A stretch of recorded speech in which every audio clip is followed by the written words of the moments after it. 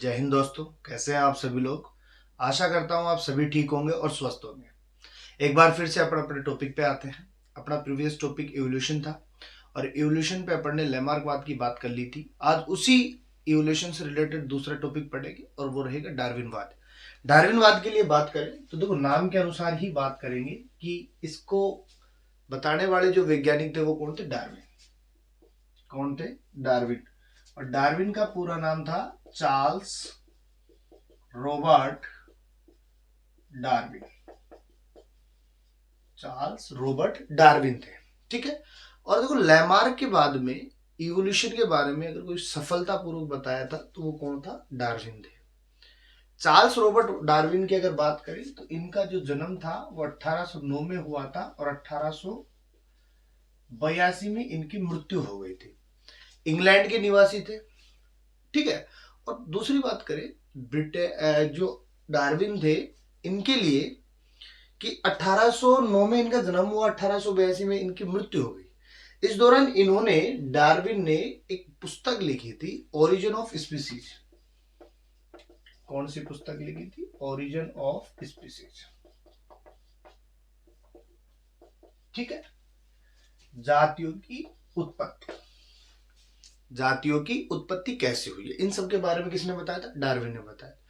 और डार्विन ने इस 1809 से 1882 के दौरान सन 1831 के अंतर्गत लगभग 5 साल के लिए संसार की यात्रा की थी। इन्होंने वर्ल्ड की यात्रा की। इस दौरान इन्होंने जीवों पर अध्ययन किया, अनेक देशों में गए, वहां पर अनेक जीवों के बारे में पढ़ा, उनको देखा और उसके आधार पर इन्होंने क्या दिया था? Origin of species. जिस जहाज के अंदर ये गए थे उसका नाम था बीगल। उसका नाम क्या था? बिगल नाम था। बिगल के अंतर्गत ये गए थे। और लगभग 20 वर्षों के बाद में 1859 में बात करें, 1859, लगभग 20 वर्षों के बाद में इन्होंने सिद्धांत दिया था जिसे अपन प्राकृतिक वर्ण का सिद्धांत कहते हैं, नेचुरल सिलेक्शन का सिद्धांत कहते हैं। और वो सब किसमें था अपने पास में? इस ओरिजिन ऑफ स्पीसीज में। लैमार्कवाद की जो कुछ तथ्य थे, उन तथ्यों को अलग करके उनमें थोड़ा बहुत इंटरफेयर करके इन्होंने अपना एक सिद्धांत दिया था। लेकिन फिर भी लैमार्कवाद के कुछ तथ्य सही थे, इनके कुछ तथ्य क्या हो गए? ज्यादा हो गए। इनमें भी आलोचनाएं हुई, जैसे लैमार्क में हम पढ़ा था। और दूसरी बात करें, ये जो ओरिजिन ऑफ स्पीसीज था, इसका सफल होने के पीछे सबसे मेन रीजन जो था कि वैज्ञानिक तो इनकी बात को मानते ही थे, इसके साथ साथ में लोग जो थे, सामान्य जो लोग थे, वो भी इनकी चीजों को मान रहे थे, क्योंकि ये एक फैक्ट की बात कर रहे थे और वो फैक्ट सामान्य लोगों में भी जारी था, ठीक है। और उन सभी फैक्टों की हम क्या करेंगे? चर्चा करेंगे। तो देखो, उन फैक्टों पे बात करते हैं। उन फैक्टों में सबसे पहला जो पहला चरण जो था वो इनका ये था कि जीवों में प्रचुर संतान उत्पत्ति दर, ठीक है, एंड्रोमस फर्टिलिटी। अब इस एंड्रोमस फर्टिलिटी में बात करें तो देखो, प्रचुर का मतलब हो गया ज्यादा। क्या हो गया? ज्यादा। संतान का मतलब संतान। समझ गए बात को? अर्थात जीवों में ज्यादा संतान उत्पन्न करने की क्षमता पाई जाती है। हम सीधी सी बात करें, प्रत्येक जीव जो होता है अपने समान या अपनी जाति के अस्तित्व को बनाए रखने के लिए अपने समान संतान उत्पन्न करता है, जिससे वो अपने जाति के अस्तित्व को बनाए रखता है। पीढ़ी दर पीढ़ी क्रम जारी रहता है। और कुछ जीवों में संतान उत्पन्न करने की कम क्षमता पाई जाती है, किसी में ज्यादा पाई जाती है। और उसी बैलेंस के आधार पर इन्होंने कहा कि जीवों में प्रचार संतान उत्पत्ति दर। जैसे मनुष्य की बात करें, मनुष्य में सिंगल बच्चा। समझ रहे हो बात को? समझ रहे हो बात? वैसे ही अपन अन्य किसी पशु की बात कर सकते हैं। और इस आधार पर इन्होंने कहा कि कुछ जीव ऐसे भी हैं जो बहुत अधिक संतान उत्पन्न करते हैं। जैसे उदाहरण के तौर पे इन्होंने एक मछली का नाम बताया, सामन मछली। कौन सी मछली बताई? सामन मछली। और इस सामन मछली के अंतर्गत जब प्रजनन ऋतु आती है, और इसकी जो प्रजनन ऋतु होती है वो शीतकाल होती है। क्या होती है? शीतकाल, जो अभी अपने पास चल रहा है, ठीक है। शीतकाल की बात करें तो नवंबर से जनवरी के बीच की बात करते हैं अपने पास में। तो ये शीतकाल के दौरान जब जनन करता है तो एक जोड़ा होता है, नर और मादा दोनों जोड़े बनाते हैं। और सबसे बड़ी बात ये होती है कि सामन मछली जो होती है समुद्राभिगामी होती है, अर्थात समुद्र से स्वच्छ जल की ओर जाती है। तो नर व मादा दोनों आपस में क्या बढ़ाते हैं, जोड़े बनाते हैं, और साथ साथ कहाँ चले जाते हैं, स्वच्छ जल में चले जाते हैं, एक लंबी यात्रा तय करते हैं।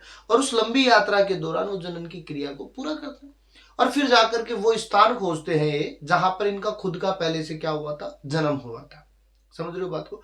अब वहां पर उस स्थान को खोजने के बाद में नर जो होता है गड्ढा बनाता है, घोंसला बनाता है, मादा उसमें अंडे देती है, और उसके बाद में वो स्थान छोड़ करके चले आते हैं। समझ रहे हो।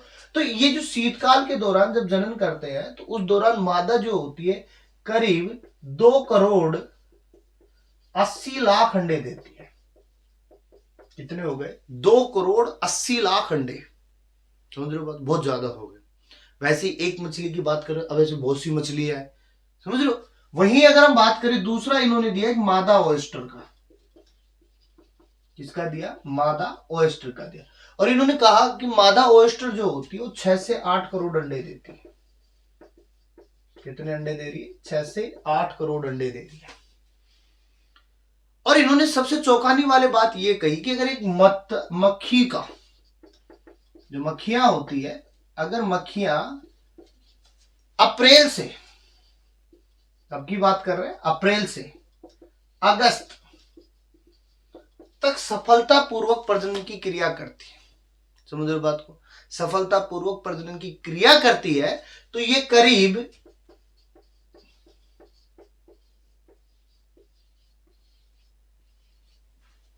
इतनी संख्या के अंतर्गत मक्खियां पैदा करती है। 190101 10 बार 0, इतनी संख्या में मक्खियां क्या करती है, पैदा करती है। समझ रहे बात को। और ये संख्या करीब पदम के बराबर हो गई। कितनी हो गई, पदम, एक पदम के जितनी मक्खियां उत्पन्न कर सकती है।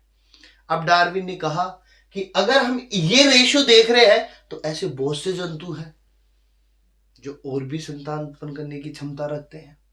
कोई कम कर रहा है, कोई ज्यादा कर रहा है, लेकिन सबसे बड़ी बात यह होती है कि चाहे संतान उत्पन्न कितनी भी कर ले, लेकिन इनका अस्तित्व जो है वो अपने वातावरण के अकॉर्डिंग बना रहता है। अगर इसी प्रकार से संतान उत्पन्न होती रही तो इस पूरी पृथ्वी की बात करें तो 1 इंच जमीन नहीं बचेगी। समझ रहे हो बात को। अब जमीन नहीं बचेगी तो रहेंगे कहां पे।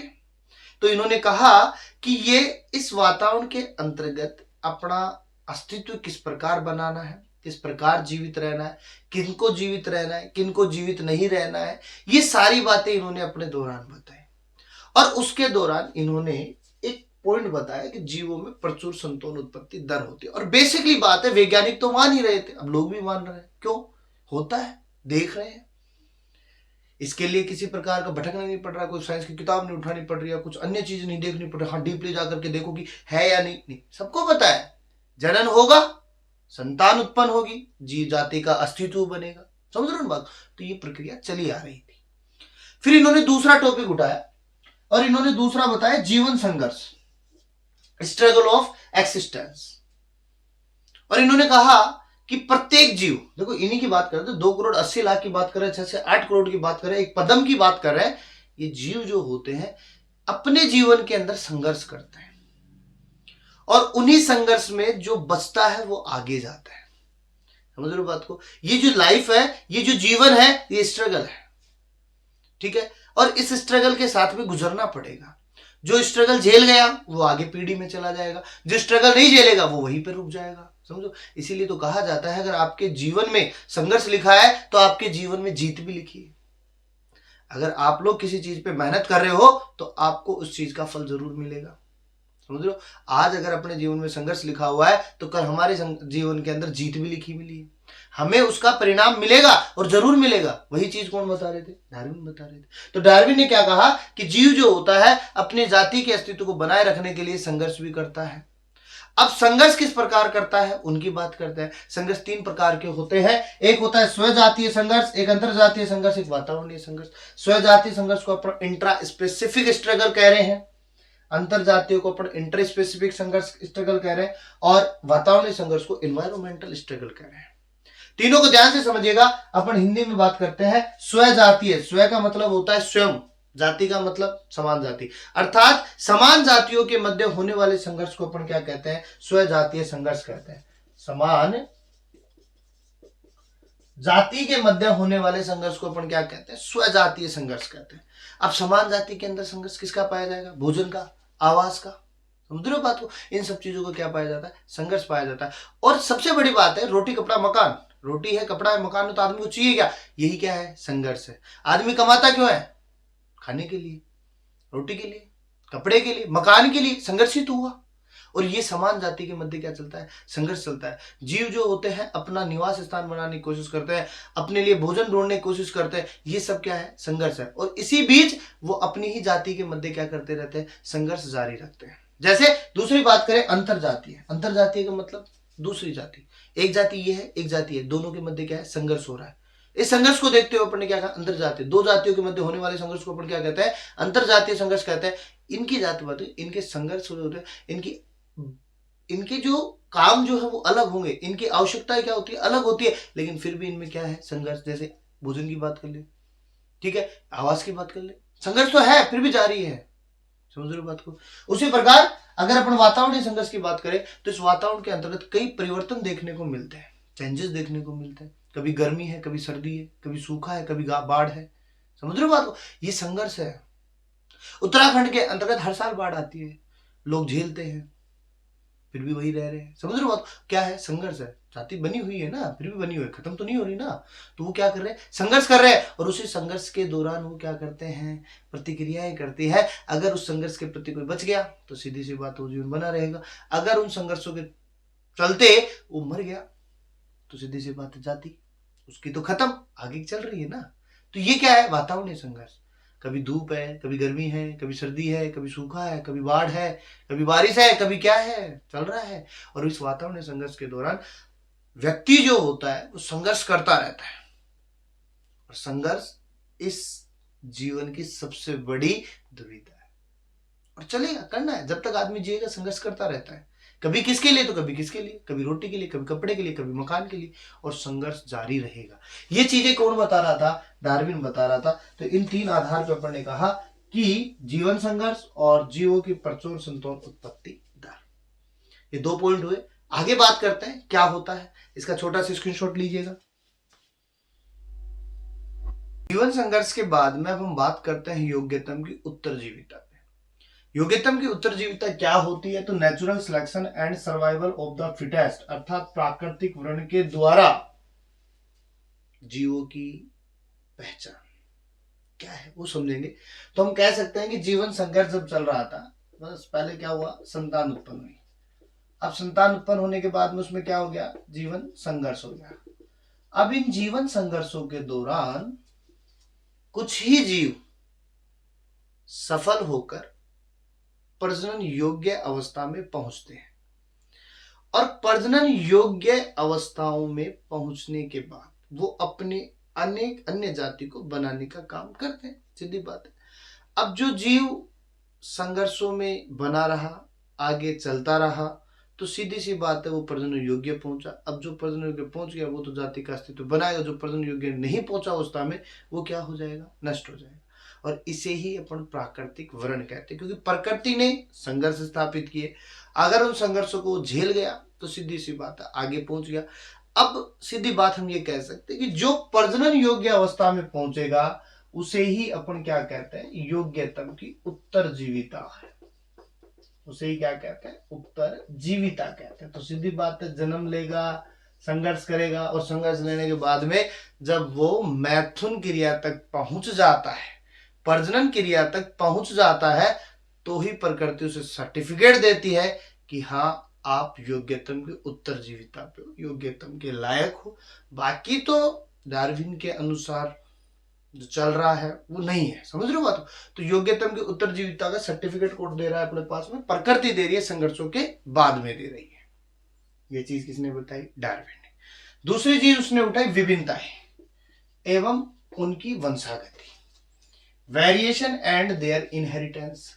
तो सीधी सी बात है कि हमें पता है कुछ लक्षण जो होते हैं पीढ़ी दर पीढ़ी जारी रहते हैं। और लैंगिक जनन के दौरान, अलैंगिक की बात नहीं कर रहे हैं, लैंगिक जनन के दौरान इनमें कुछ विभिन्नताएं आ जाती हैं, जिससे वो एक दूसरे को पहचान पाते हैं, और इन्हें ही अपन क्या कहते हैं, वंशागतीय विभिन्नता। सीधी सी बात है, लैंगिक जनन के दौरान अगर कुछ विभिन्नताएं देखने को मिल रही है, उन्हीं से उनकी क्या होती है, पहचान होती है। जैसे एक गडरिया होता है, वो भेड़ बकरियों को पहचान रहा है, उनके बारे में बता सकता है। उसी प्रकार एक मवेशी जो होता है, एक ग्वाला जो होता है, वो मवेशियों के बारे में बताता है। उसी प्रकार एक मुर्गी पालन करने वाला जो मुर्गियों के बारे में बता रहा है। तो सीधी सी बात है, जो लक्षण पीढ़ी दर पीढ़ी चलते हैं वो कौन से होते हैं, वंशागतीय लक्षण होते हैं। उसके बाद में इन्होंने बताया जाति उद्भव। तो इन सबको मिश्रित किया, चाहे संतान उत्पत्ति दर की बात हो, चाहे जीवन संघर्ष की बात हो, चाहे योग्यतम की उत्तरजीविता की बात हो, चाहे विभिन्नताओं की बात हो, इन सबको मिला करके डार्विन ने एक शब्द कहा, जाति उद्भव, ओरिजिन ऑफ स्पीसीज। किसके द्वारा, नेचुरल सिलेक्शन के द्वारा। जिसके द्वारा, नेचुरल सिलेक्शन के द्वारा, प्रकृति के द्वारा जीव का चयन किया जाता है और वही आगे चलता है और प्रजनन की स्थिति तक पहुंचता है। वही जीव आगे चल करके मैथुन की क्रिया को कंप्लीट करता है। वो तो क्या है, डार्विन के अनुसार एक जीव चल रहा है अपने पास में का, समझ रहे हो बात को। तो वो क्या है अपने पास में, डार्विन के अनुसार कि ये सर्टिफिकेट मिल गया, आप योग्यतम की उत्तरजीविता तक पहुंच चुके हो, आप में वेरिएशन भी देखने को मिल गई है, आप इस वातावरण के संपूर्ण संघर्षों को देख चुके हो, स्वजातीय संघर्षों को निकाल चुके हो, अंतरजातीय संघर्षों को निकाल, प्रकृति ने आपकी जिंदगी में जितने टास्क दिए हैं उन सभी टास्कों को आपने कंप्लीट किया है, समझो बात को। तब जाकर के आप प्रजनन की स्थिति तक पहुंच पाए हो। यही क्या है, जाति उद्भव होती। ये सब किसने बताया, डार्विन ने। लेकिन सफल आदमी कोई नहीं है, सर्वगुण संपन्न कोई नहीं है इस दुनिया में, और उसी सर्वगुण संपन्नता के आधार पर मैन डार्विन को भी उसके कुछ आलोचनाएं झेलनी पड़ी, कुछ कमियां इनके सिद्धांत में भी रह गई थी। चाहे लोग इससे प्रभावित हुए, चाहे वैज्ञानिक इससे प्रभावित हुए, लेकिन कुछ वैज्ञानिक इनसे क्या थे, इनकी आलोचना कर रहे थे। वो कौन थे, उनकी बात करते हैं। इसका स्क्रीनशॉट लीजिए। एक डार्विनवाद के बारे में बात करते हैं, उसकी आलोचना की, कि डार्विनवाद की आलोचना किसने की। क्योंकि जब वैज्ञानिक उससे सहमत थे, सामान्य लोग उनसे सहमत थे, तो असहमत कौन था इस दुनिया में। तो इस दुनिया में दो लोग थे, वहां भी दो लोग थे अपन, यहां भी दो लोग थे। एक था रिचर्ड ओवेन। कौन था, रिचर्ड ओवेन।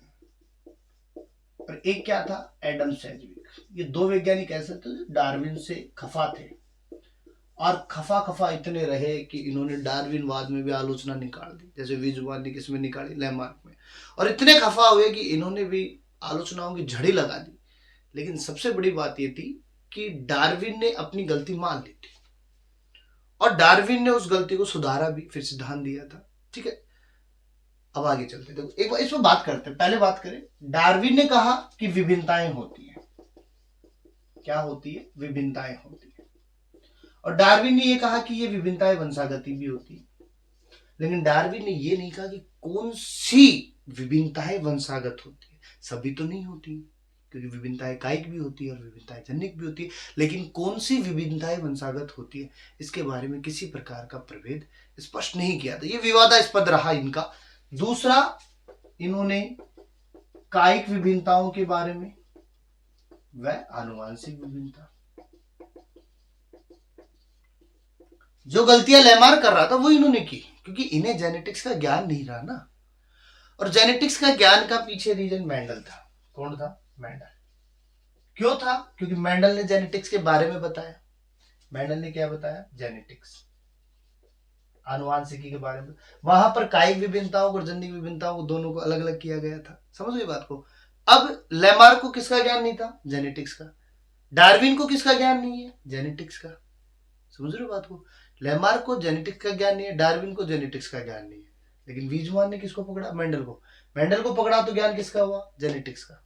तो वीजमान ने कमी निकाली लेमार्कवाद में, समझ रहे हो। लेकिन डार्विनवाद ने अपनी गलतियों को, डार्विनवाद में वीजमान से इन्होंने नहीं सीखा। क्यों, वीजमान ने बताया नहीं। क्योंकि वीजमान अगर बताते हैं तो डार्विनवाद सफल होता है, तो फिर वीजमान को कौन जानता है। समझ रहे हो ना बात को। तो अपन ये कह सकते हैं कि किसी भी आदमी को इतना कमजोर नहीं समझना चाहिए कि ये कुछ नहीं कर सकता। क्योंकि मेंडल उस समय गणितीय आंकड़ों की बात करते तो लोग इतना ध्यान नहीं दे रहे थे जितना किस पे दे रहे थे, डार्विन पे। अब यहाँ देख सकते हो, एक पॉइंट बताते हैं अपन, डार्विन के असफल होने का मेन कारण कौन था? ओरिजिन ऑफ स्पीसीज किसने लिखी? डार्विन ने। समझ गए? तो मेंडल असफल हुए, पहली बात। तो डार्विन असफल क्यों हुए? क्योंकि जेनेटिक्स का ज्ञान नहीं था। अगर जेनेटिक्स का ज्ञान उन्हें होता तो डार्विनवाद असफल नहीं होता। मेंडल, अगर उसी समय डार्विन की पुस्तक ओरिजिन ऑफ स्पीसीज नहीं आई होती तो वैज्ञानिकों का ध्यान किधर होता? मेंडल की तरफ। तो मेंडल को भी मरने के बाद में सफलता नहीं मिलती, जीते जी मिल जाती। समझ रहे हो? तो हर आदमी का क्या होता है कि पेशेंट होता है, उसके परिणाम भी सिद्ध हो सकते हैं, उसके परिणाम भी सही हो सकते हैं। और यही रीजन था कि इन तीनों के एक अलग ही रूपरेखा बन गई। इधर लैमार्क डार्विन को, मेंडल को नहीं पकड़ा, इधर डार्विन ने मेंडल को नहीं पकड़ा, बीच में मेंडल था और मेंडल इन दोनों को असफल कर दिया और इन दोनों ने नए नियम निकाले गए, जैसे नव लैमार्कवाद और नव डार्विनवाद। इसी आधार पर कायिक व आनुवांशिक विभिन्नताओं के बारे में किसने नहीं बताया? डार्विन ने। यहीं अटक गया। दूसरा। तीसरा इन्होंने कहा कि सीधी सी बात है, कुछ अवशेषीय अंग होते हैं शरीर में, कुछ अवशेषीय अंग होते हैं या कुछ उपयोगी अंग होते हैं या कुछ अनुपयोगी अंग होते हैं। अब इनके बारे में भी किसने नहीं बताया? डार्विन ने। जबकि लैमार्क ने बताया था, लेकिन लैमार्क से नहीं सीखा, क्योंकि वहां पर उन्होंने विफलता का कारण बता दिया गया था, वहां पे आलोचना हुई तो डार्विन ने सोचा यहां भी होगी, छोड़ देते हैं। इसी आधार पर उन्होंने नहीं बताया और उसी चीज को इन्होंने क्या बनाया? पॉइंट बनाया। और पॉइंट बना करके इन्होंने एक उदाहरण दिया कि अनुपयोगी अंग इतने विकसित हो जाते हैं कि जीव की जो होता है विनाश होने के कगार पे आता है। जैसे उदाहरण के तौर पे हमने बात की बारहसिंगा की, कहा कि बारहसिंगा को ले लिया, रेंडियर को ले लिया। और रेंडियर के बारे में अपन बात करें तो छोटी क्लासों में कहानी सुनते थे और कहानी पढ़ते थे, तो उसमें बताया गया था कि जब बारहसिंगा एक नदी के किनारे पानी पी रहा होता है तो उसमें अपनी परछाई देखता है और परछाई देख करके कहता है कि मेरे सिंह कितने सुंदर हैं। जबकि उसकी जब अपनी टांगों को देखता है तो कहता है मेरी भद्दी टांगे मेरे पूरे शरीर को हटा रही है, क्योंकि पतली थी। जबकि सिंह क्या थे? सुंदर थे। शिकार पीछे पड़ गया और जब शिकार पीछे पड़ा तो बारहसिंगा क्या कर रहा था? भाग रहा था, बहुत तेज भागा बचने के लिए। लेकिन जब वो भाग रहा था तो झाड़ियों में उसके सींग फंस गए, निकालने की बहुत कोशिश की, नहीं निकले और शिकार हो गया। तो देखो यहाँ पे दो चीजें हैं, जो उसको सबसे ज्यादा सुंदर चीजें थी वही उसके मरने का कारण बनी, जो भद्दी चीजें थी उसके लिए वो उसको बचाने की पूरी कोशिश कर रहे थे। तो यहाँ पे क्या कह रहे हैं अपने कि स्ट्रेंथ क्या है, उसके ऊपर नहीं, वीकनेस को भी स्ट्रेंथ बनाने की आवश्यकता है। स्ट्रेंथ के ऊपर काम करते रहो, कोई मतलब वीकनेस पे भी काम करनी चाहिए। समझ लो? तो यहाँ बात क्या कर रहे हैं अपने पास में कि इन्होंने क्या कहा? बारहसिंगा उदाहरण दे दिया, बारहसिंगा विनाश की तरफ चला गया। और इन्होंने दूसरी बात ये भी कही कि आप ये कहते हो कि योग्यतम की उत्तरजीविता, आप क्या कहते हो? योग्यतम की उत्तरजीविता बिल्कुल मानते हैं, लेकिन आपने ये नहीं कहा कि योग्यतम का आगमन कब होगा। योग्यतम का आगमन कैसे होगा, किस प्रकार से होगा, इस बारे में डार्विन ने कुछ भी नहीं बताया। ठीक है, तो ये सब इसकी क्या रही? आलोचना रही, बहुत ज्यादा रही। इस आधार पे डार्विन ने अपनी गलती मानी। सबसे बड़ी बात है, डार्विन ने गलती मान ली। और सबसे बड़ी बात है, अगर आपको अपनी गलती का एहसास हो गया है तो मानने में कोई तकलीफ नहीं है, झिझक मत कीजिए, मान लो, क्योंकि आपको उससे कुछ सीखने को मिलेगा और सीखोगे तो आगे बढ़ोगे, सीधी बात। और गलतियों के सहारे अगर चलते रहे तो आप पीछे, एक कदम पीछे आ रहे हो, बढ़ नहीं रहे हो, पीछे आ रहे हो। जबकि गलती मान रहे हो तो आप एक कदम आगे आ रहे हो, क्योंकि उसको सुधारने का मौका मिलेगा, आपको आगे बढ़ पाओगे। इसी आधार पर डार्विन ने क्या कहा? डार्विन ने एक नया सिद्धांत दे दिया जिसे अपन ने पेंजेनेसिस सिद्धांत कहते हैं। पेंजेनेसिस सिद्धांत कहते हैं। तो डार्विन ने क्या कहा कि ठीक है, आप कह रहे हो वंशागत नहीं होती, तो डार्विन ने क्या कहा कि जीवों के अंतर्गत देही कोशिकाएं जो होती है वो अपनी छोटी छोटी प्रतिलिपियां बनाती है, यानी कॉपीज बनाती है, और उन कॉपीज को तोड़ करके वो रक्त में डाल देती है। और जब रक्त में जाते हैं ना, उनको जो छोटी प्रतिलिपियां नहीं, उन्हें पेंजेन नाम दे दिया। क्या नाम दिया? पेंजेन नाम दे दिया।